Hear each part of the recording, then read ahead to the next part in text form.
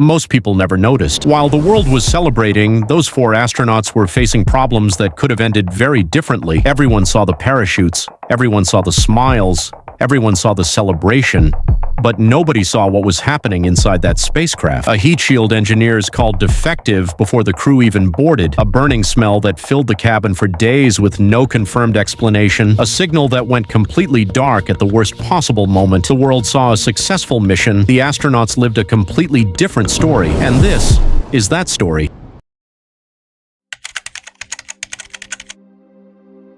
April 1st, 2026, NASA launched 4 astronauts toward the moon for the first time in over 50 years. Reed Wiseman, Victor Glover, Christina Koch, Jeremy Hansen, 10 days, 700,000 miles, the most watched space mission since Apollo, and from the outside, it looked flawless. But the problems did not start in space. They started on the ground, months before launch, and NASA knew about every single one of them, so why did they launch anyway?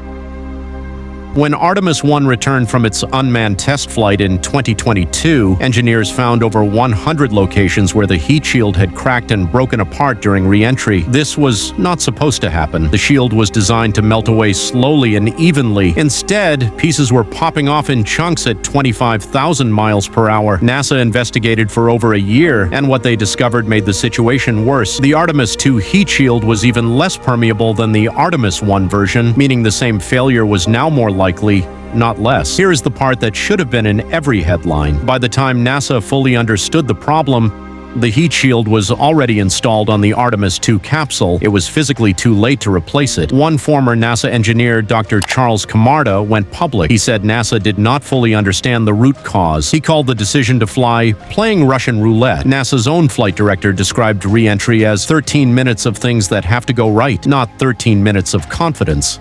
13 minutes of things that have to go right. They flew anyway, and 3 days into the mission, something inside the spacecraft started burning. Day 3. The crew is halfway to the moon. Mission specialist Christina Koch reports a smell coming from the bathroom area of the spacecraft. A burning smell, not faint, not brief. A smell that got progressively stronger over the following days. NASA's official response: tapes and materials inside the cabin were off-gassing from heat exposure, but here is what that explanation does not cover. In a completely sealed spacecraft 200,000 miles from Earth, an unidentified burning smell has one terrifying possibility that nobody wants to say out loud: electrical fire. If that smell had been from a short circuit or a system failure behind the walls, the crew would have had no way to vent it, no way to escape it, and very limited options to stop it. NASA said they were not concerned. The crew stayed calm. But the source was never fully confirmed during the mission. The smell continued, and 4 astronauts kept flying toward the moon, not knowing exactly what was burning around them. And while all of this was happening, something else had already broken. Hours after launch, within hours of leaving Earth, the toilet failed. A $23 million toilet, 6 years to design and build, failed on day 1. The fan jammed. The urine collection system stopped working. 4 astronauts, 10 days in space, with a toilet that could only handle half the job. NASA fixed it mid-mission, but that is not the point. The point is, this was the most prepared, most expensive, most high-profile crewed mission in 50 years, and a critical life support system broke before they even reached orbit. In space, small failures do not stay small. A hygiene failure becomes a health risk. A health risk becomes a distraction. A distraction during a critical burn or navigation check becomes something much worse. The toilet got fixed this time. But nothing prepared Mission Control for what happened on the way home. Everyone knew about the planned blackout when Orion passed behind the moon. 40 minutes of silence. Expected, calculated, prepared for. What nobody expected was the second blackout. On flight day 9, returning to Earth, there was an unplanned loss of signal during a routine data rate change. Communications cut, telemetry cut. Mission Control could not hear the crew, could not see the spacecraft's data, could not monitor any onboard systems, and this did not happen during a quiet moment. It happened just before a critical engine burn, one of the maneuvers needed to guide the crew safely back into Earth's atmosphere. For those minutes, 4 astronauts were alone in deep space with a burn coming up, and the people responsible for bringing them home had no information and no contact. Signal returned. The burn executed. Everyone came home, but that moment, that gap, was never part of the plan. And here is why none of this can be ignored. Because Artemis III launches next year. Artemis II was the test flight, the dry run, the mission designed specifically to find problems before the real one, and it found them. A compromised heat shield, an unexplained smell, a system failure, an unplanned blackout. After splashdown, NASA's own mission managers acknowledged the heat shield still needs full inspection, the service module valve needs redesign, and the toilet system needs to be fixed, all before Artemis III. Artemis III does not fly around the moon, it lands on it. Same capsule, same re-entry system.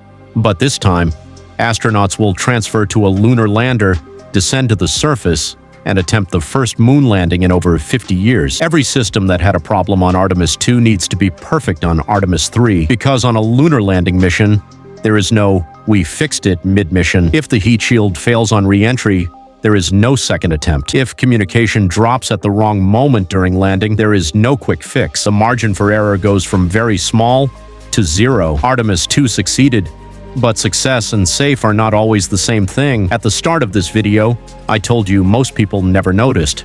Now you have. 4 astronauts flew 700,000 miles, faced problems the world never heard about, and came home safely. That is genuinely remarkable. Their courage was real.